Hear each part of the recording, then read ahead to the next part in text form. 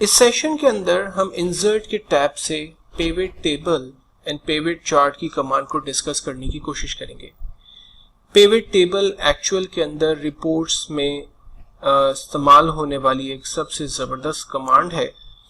बहुत ही powerful command है जिसकी मदद से आप कॉम्प्लेक्स किस्म के डाटा में से अपनी मर्जी की रिपोर्ट्स आसानी से एक्सट्रैक्ट कर सकते हैं और इसमें विद इन अ मिनट्स आपकी रिपोर्ट जो है वो मिलियंस ऑफ रिकॉर्ड्स में से निकल कर आ जाती है।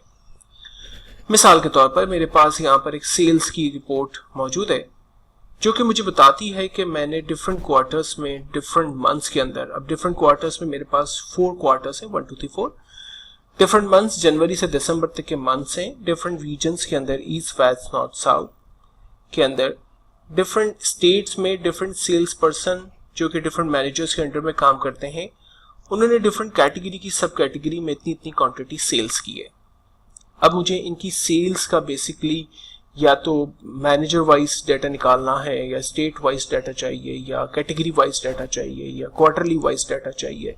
तो मैं डिफरेंट तरीकों की रिपोर्ट्स यहाँ पर जो है वो हासिल कर सकता हूँ और ये सब काम आप देखेंगे कि विद इन मिनट्स के अंदर हो रहे होंगे। तो सबसे पहले हम स्टार्ट करते हैं पिवट टेबल को। इसके लिए हम जा रहे हैं इंसर्ट के टैब से पिवट टेबल की कमांड पर। जैसे ही मैंने पिवट टेबल पे क्लिक किया, हमसे कहता है कि सेलेक्ट अ पिवट टेबल और रेंज, और हमने यहाँ पर अपने इंटायर टेबल की रेंज डिफाइन कर दी। रेंज डिफाइन करने के बाद सेकंड क्वेश्चन हमसे पूछता है कि पिवट टेबल कहाँ आपको चाहिए। Choose where you want to pivot report to be placed, a new worksheet और एग्जिस्टिंग वर्कशीट। अगर आप इसी वर्कशीट के अंदर पिवट जो है वो रिपोर्ट टेबल क्रिएट करना चाहते हैं तो आप कर सकते हैं, अदरवाइज आप एक न्यू शीट पर काम कर सकते हैं। न्यू शीट पे काम करने से फायदा ये होगा कि जो आपकी मास्टर डेटाबेस है उसके अंदर आपके कोई भी किस्म के इम्पैक्ट्स क्रिएट नहीं होंगे, वो शीट अपनी जगह पर एग्जैक्टली प्रॉपर रहेगी। तो हम सिंपली एक न्यू वर्कशीट सेलेक्ट करते हैं and then click okay button. यहाँ हमारे पास पिवट टेबल नाम की एक नई वर्कशीट क्रिएट हो गई।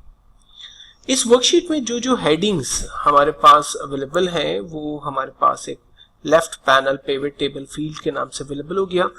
इन फील्ड्स को हम ड्रैग एंड ड्रॉप करेंगे बिटवीन दीज 4 एरियाज। या तो हम उसे कॉलम में ऐड करेंगे या रॉ में या वैल्यूज के अंदर। वैल्यूज में आमतौर पे न्यूमेरिकल फिगर्स रखी जाती है। मिसाल के तौर पर डिफरेंट मंथ्स के अंदर जो मैंने सेल की है, तो मैंने मंथ्स को यहाँ से सेलेक्ट किया और उसे मैंने रॉ के अंदर ऐड कर दिया। डिफरेंट मंथ्स के अंदर जो मैंने सेल की है उस सेल को मैं बेसिकली वैल्यू के अंदर ऐड कर देता हूँ। तो आप देखें कि ईच एंड एवरी मंथ की सेल्स की रिपोर्ट मेरे पास सम अप होकर आ गई और टोटल ग्रैंड टोटल मेरे पास आ रहा है। अगर आप इंडिविजुअल मंथ की सेल्स किस तरह से हुई उसकी डिटेल्स देखना चाहते हैं तो आप उस मंथ के ऊपर जस्ट डबल क्लिक करें। आप देखें सिर्फ जनवरी के अंदर जो सेल हुई है, किस रीजन में, कौन से मैनेजर्स ने कौन से सेल्समैन के साथ मिलकर किस किस कैटेगरी की कितनी कितनी क्वांटिटी को सेल किया है, उसकी पूरी डिटेल आपके पास आ गई।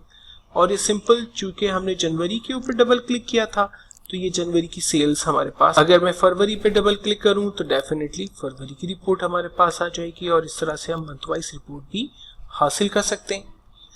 अब अगर मुझे मंथ वाइज रिपोर्ट नहीं चाहिए, लेट सपोज मुझे क्वार्टर वाइज रिपोर्ट चाहिए, तो इसका आसान तरीका ये होगा कि आप क्वार्टर की फील्ड को लेकर सिंपल मैं यहाँ पर फिल्टर में डाल देता हूँ। तो आपके पास क्वार्टर में देखें ऑल क्वार्टर्स आ रहे हैं। यहाँ से मैंने सिंपल फर्स्ट क्वार्टर को सेलेक्ट किया, ओके किया, तो ये फर्स्ट 3 मंथ्स की सेल्स हमारे पास आ रही है। ठीक है। और अगर मैं सेकंड क्वार्टर की सेल्स को देखना चाहता हूँ तो ये सेकंड क्वार्टर की सेल्स है जो कि अप्रैल में, जून है। देन इसी तरह से third quarter and then fourth quarter की सेल्स को हम देख सकते हैं। अगर आप कंपेयर करना चाहते हैं क्वार्टरली रिपोर्ट्स को तो आप यहाँ पर सेलेक्ट मल्टीपल आइटम्स के चेकबॉक्स पे चेक लगाएं। फॉर एग्जाम्पल मुझे फर्स्ट क्वार्टर और थर्ड क्वार्टर की सेल्स को देखना है तो मैंने यहाँ पर फर्स्ट क्वार्टर और थर्ड क्वार्टर की सेल्स को भी चेक कर लिया और उसके टोटल ग्रैंड टोटल्स मेरे पास आ रहे हैं और मैं उनकी डिटेल्स को यहाँ पर आसानी से देख सकता हूँ।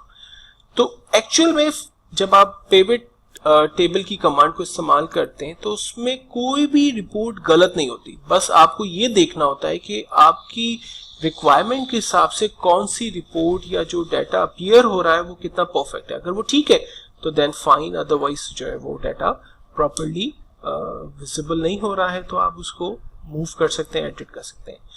अब लेट सपोज मैंने चूंकि फिल्टर की मदद से फर्स्ट एंड थर्ड क्वार्टर को सेलेक्ट किया था तो मैंने यहाँ से ऑल क्वार्टर्स को ले लिया एंड देन ओके, ये मेरे पास तमाम क्वार्टर्स की रिपोर्ट विजिबल हो गई। अब इसी तरह से अगर मैं लेट सपोज क्वार्टर के अंदर डिफरेंट रीजन है मेरे पास, तो मैंने डिफरेंट रीजन्स ले लिए। अब आप देखें डिफरेंट क्वार्टर्स के अंदर जो डिफरेंट रीजन्स हैं उनकी सेल्स मेरे पास आ रही है। ईच मंथ के अंदर जो सेल्स हुई है क्वार्टर रीजन वाइज उसकी डिटेल्स आ रही हैं। अगर आप तमाम रीजन्स को नहीं देखना चाहते, आप किसी भी एक या दो रीजन्स को देखना चाहते हैं तो आप उसको भी फिल्टर कर सकते हैं।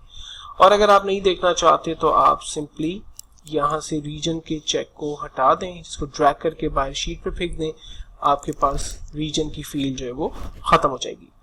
सिमिलरली अगर आपको मैनेजर वाइज सेल्स को देखना है, ये मैनेजर वाइज सेल्स की डिटेल्स आ रही हैं। अगर आपको कैटेगरी वाइज सेल्स को देखना है तो कैटेगरी वाइज सेल्स आ रही है।